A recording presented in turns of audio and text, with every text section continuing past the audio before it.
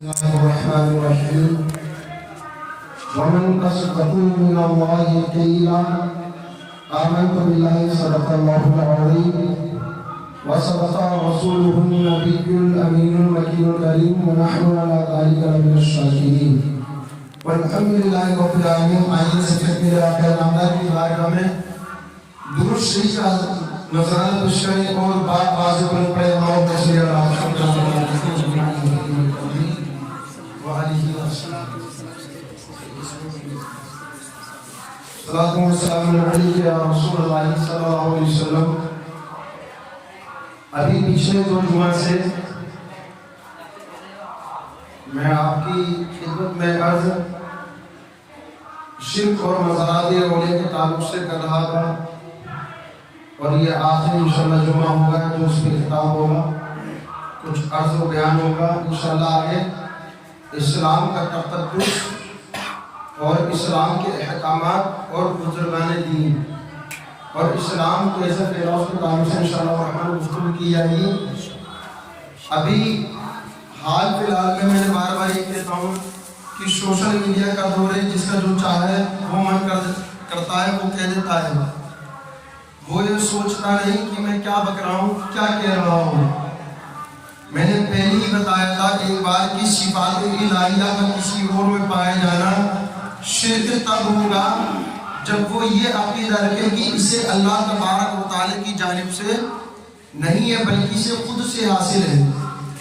ابھی ایک کلپ مجھے مدرسے میں پڑھنے والے ایک طالب علم جن کا نام مناظر ہے, انہوں نے مجھے دکھائی, کہا کہ یہ حضرت یہ کیا کہہ رہا ہے کہ جو لوگ بریلوی حضرات جو آقا کریم صلی اللہ علیہ وسلم کو قبر کے اندر بعد وصال زندہ مانتے ہیں تو اس نے کہا یہ شرک ہے. اور کیسے شرک ہے؟ اللہ فرماتا الحی القیوم کہ اللہ بھی زندہ ہے اور خود سے زندہ دوسروں کو زندہ رکھنے والا ہے, قیوم اور دوسروں کو قائم رکھنے والا ہے. کہا جب بعد وصال آپ نے انبیاء علیہ السلام کو زندہ مان لیا تو تم نے صفات الہیہ میں یعنی اللہ تعالیٰ کی صفت میں کسی اور کو بھی شریک ٹھہرا لیا. اور یہ شرک ہے جو نبی کو اپنی قبر میں زندہ مانے وہ مسلمان نہیں کافر ہے. اس کا عقیدہ معاذ اللہ رب العالمین ایسا تھا. آئیے اسی کو چلتے ہوئے اب میں آگے گفتگو لے کے چلوں. ایک ایسی نادان نے مجھ سے سوال کیا کہ بھئی تم داتا حجری کو داتا کہتے ہو پر دینے والا تو اللہ ہے, تم نے خدا مان لیا. غریب نوازی کرنے والا اللہ ہے, تم نے غریب نواز کو غریب نواز کہا تو تم نے خدا مان لیا. یہ رجب کا مہینہ شروع ہو گیا ہے, ہونے والا ہے. اگر کل چاند دکھ گیا ہو تو آج 1 تاریخ ہے, نہیں تو پھر کل رجب شریف کی 1 تاریخ ہے اور اسی کی 6 تاریخ کو اور جماعت الاخرى ہے اور آنے والے وقت میں رجب آنے والا ہے. تو سیدنا غریب نواز کے تعلق سے بھی لوگ اعتراضات کرتے ہی رہتے ہیں. تو یہ بھی ایک اعتراض ہے کہ غریب نوازی صرف اللہ کرتا ہے تو تم نے جب اللہ کو چھوڑ کے کسی کو غریب نواز مانا تو یہ شرک ہے. اور کہتے ہیں کہ جب تم نے غوث پاک اور غوث اعظم مان لیا, سب سے بڑا فریاد رس مان لیا اور سب سے زیادہ فریاد کو پہنچنے والا تو اللہ تبارک و تعالی ہے, کیا تم نے نہیں سنا استغیث باللہ تعالی کہ جب تم کوئی فریاد کرو تو اللہ سے کرو. تو تم نے اللہ کو چھوڑ کے خدا کو چھوڑ کر تم نے غوث اعظم سے کیوں کہہ دیا, غوث اعظم کو غوث اعظم کیوں کہہ دیا کہ سب سے زیادہ فریاد کو پہنچنے والا غوث پاک ہے. عبد القادر جیلانی شہر بغداد شہر کا رہنے والا وہ عبد القادر مرد قلم ہے. یہ تو شرک ہو گیا. تو میں نے اس نادان سے سوال کیا, میں نے کہا اگر تیرے نزدیک اگر یہی ہے کہ جو صفت اللہ تبارک و تعالی کی ذاتی ہے اگر وہ اپنے بندوں کو عطا کر دے, اگر یہی شرک ہے تو میں کہتا ہوں خلیفہ اول کا نام تو بتا اور ان کا نام کیا ہے. تو وہ کہتا ہے ان کا نام تو حضرت ابوبکر ہے. میں کہتا ہوں اب ان کا تو لقب بتا.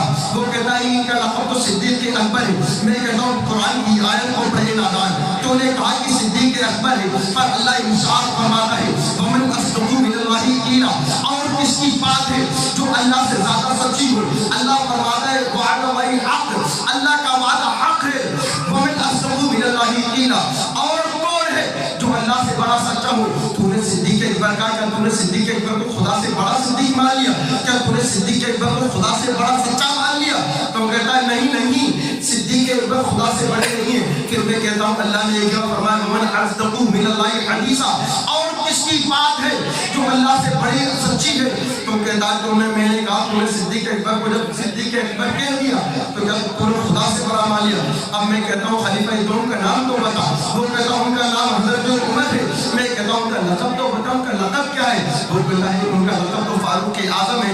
میں کہتا ہوں فاروق اعظم نام تو اس معنی یہ ہے کہ جو حق و باطل کے درمیان, جو سچ و جھوٹ کے درمیان سب سے زیادہ تلاش کرنے والا ہے, یعنی سچ کو سچ, سچ اور جھوٹ کو جھوٹ بتانے والا ہے, جو سچ کی پہچان کرنے والا ہے, دوسروں کو پہچان کرانے والا ہے, جو جھوٹ کو دیکھنے والا ہے اور جھوٹ کو دکھانے والا ہے.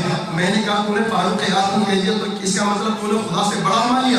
اللہ تو ارشاد فرماتا ہے کہ اگر کوئی ہے تو اللہ تبارک و تعالی جو حق و باطل کے درمیان امتیاز پیدا فرماتا ہے. اللہ تو وہ ہے جو حق و باطل کے درمیان ایک خطے امتیاز پیدا فرما دیتا ہے. اللہ تو وہی ہے جس نے سچ کو سچ کر دیا, جھوٹ کو جھوٹ کر دیا. پھر میں کہتا ہوں کہ بتا خلیفہ سوم کا نام کیا ہے. تو وہ کہتا ہے حضرت عثمان. میں کہتا ہوں ان کا لقب تو بتا.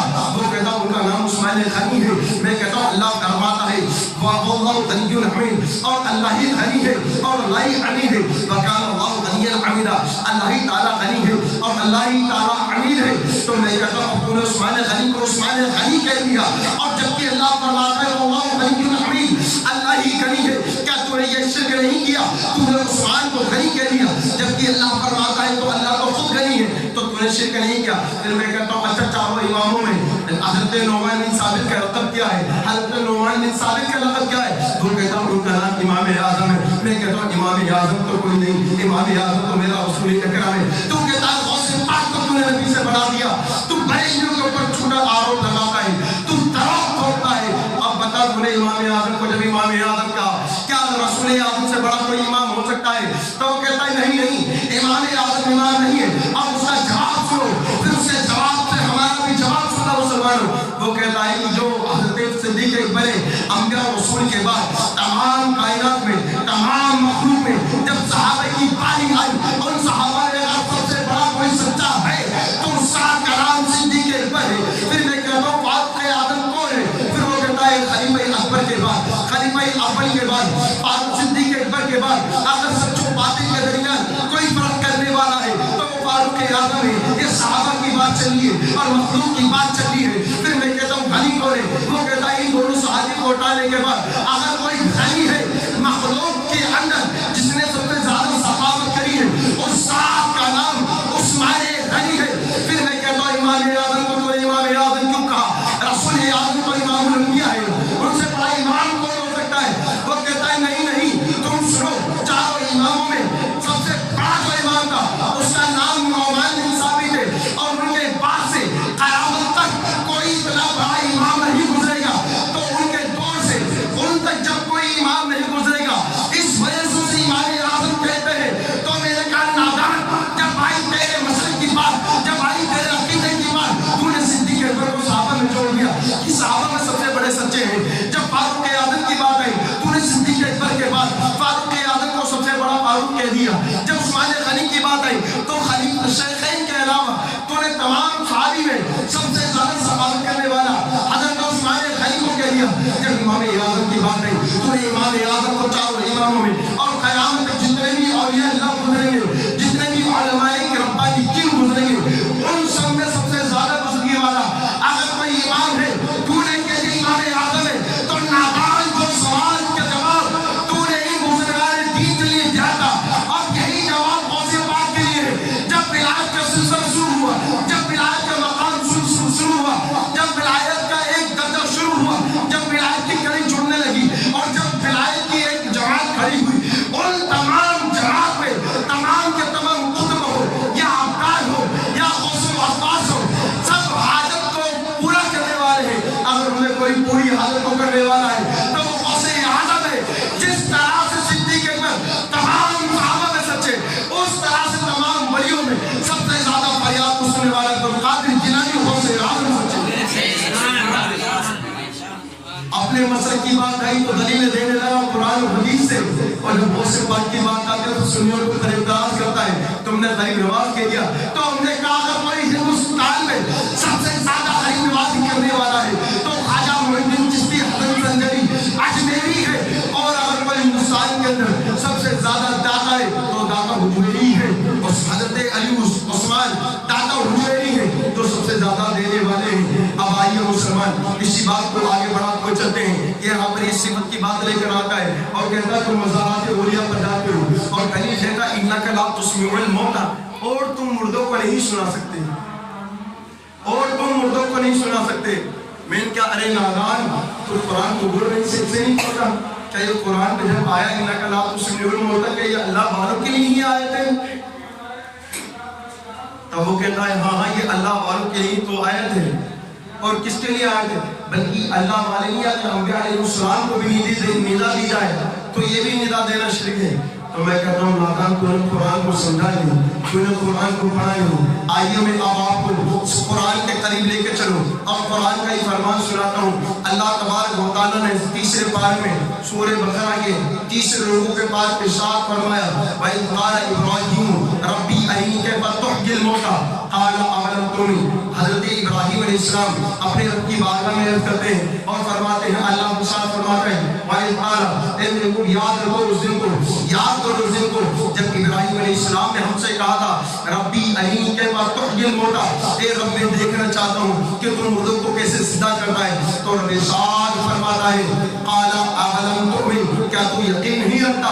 تو حضرت ابراہیم علیہ السلام فرماتے ہیں قال بلا، میں یقین تو رکھتا ہوں ولکن مطمئن قلبی، لیکن میں اپنے دل کو قرار دینا چاہتا ہوں، مگر یہ چاہتا ہوں کہ میرے دل کو قرار آ جائے۔ تو اللہ فرماتا ہے وَإِذْ قَالَ إِبْرَاهِيمُ رَبِّ أَرِنِي كَيْفَ تُحْيِي الْمَوْتَىٰ قَالَ أَوَلَمْ تُؤْمِنْ قَالَ بَلَىٰ وَلَكِن لِيَطْمَئِنَّ قَلْبِي قَالَ فَخُذْ أَرْبَعَةً مِنَ الطَّيْرِ فَصُرْهُنَّ إِلَيْكَ ثُمَّ اجْعَلْ عَلَىٰ كُلِّ جَبَلٍ مِّنْهُنَّ جُزْءًا ثُمَّ ادْعُهُنَّ يَأْتِينَكَ سَعْيًا وَاعْلَمْ أَنَّ اللَّهَ عَزِيزٌ حَكِيمٌ۔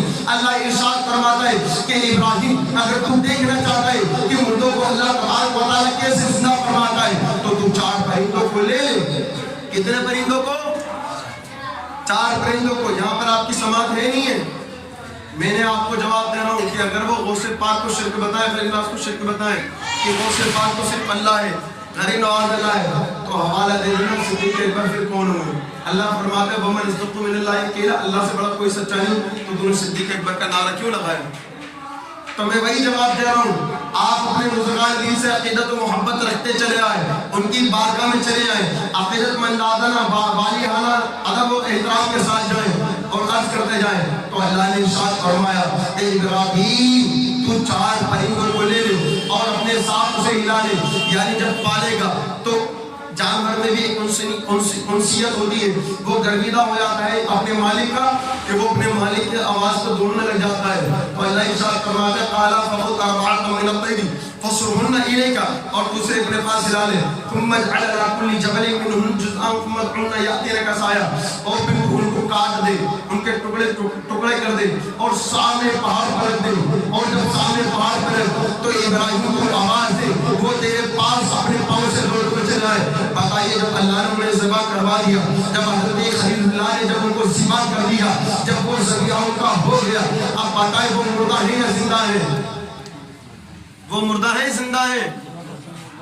مردہ ہی تو ہے۔ تو اللہ نے جب کہہ دیا ایک جگہ انک لا تسمع الموتیٰ، تم مردوں کو سنا نہیں سکتے، اور پھر ایک جگہ کہہ رہا تو انہیں کاٹ دے اور پہاڑ پہ ڈال دے ان کے ایک ٹکڑے کو، پھر ثم ادعوهن یأتینک سعیا، اور جب تو انہیں آواز دے گا تو تیرے پاس اپنے پاؤں سے دوڑ کے چلے آئے۔ تو کیا مطلب مسلمانوں کی ایک جگہ اللہ ارشاد فرماتا ہے کہ مردے نہیں سنتے، اور دوسری طرف کہتا ہے کہ تو انہیں ٹکڑے کر اور پہاڑ پہ ڈال۔ اے ابراہیم کو مردے تیری آواز کو سنیں گے اور بھاگ کو چلے آئیں گے، اور وہ بھی اپنے پاؤں سے دوڑ کے چلے آئیں گے۔ اب یہ کیا ماجرا ہے؟ اگر کوئی نام نماز مسلمان پڑھ لے تو کہتا ہے انک لا تسمع الموتیٰ، تم مردے کو نہیں سنا سکتے۔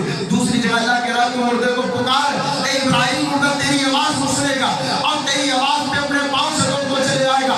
اب کوئی غیر مسلم اعتراض کر دے اور کہے کہ آئی خدا نے کیا کہہ دیا؟ ایک جگہ فرماتے ہیں وَمَنْ أَصْدَقُ مِنَ اللَّهِ قِيلًا، اللہ سے بڑا سچا کوئی نہیں۔ ایک جگہ کہہ رہا ہے کہ اللہ تم مردے کو نہیں سنا سکتے، اور دوسری جگہ کہہ رہا ہے اپنے خلیل اللہ سے، حضرت ابراہیم علیہ السلام سے، اے ابراہیم تو مردے کو ذبح تو کر، تو ان پرندوں کو کاٹ تو صحیح، تو ان جب پرندوں کو کاٹے گا سامنے والے پہاڑ پر ان کے ایک جز کو رکھے اور تو ندا کر۔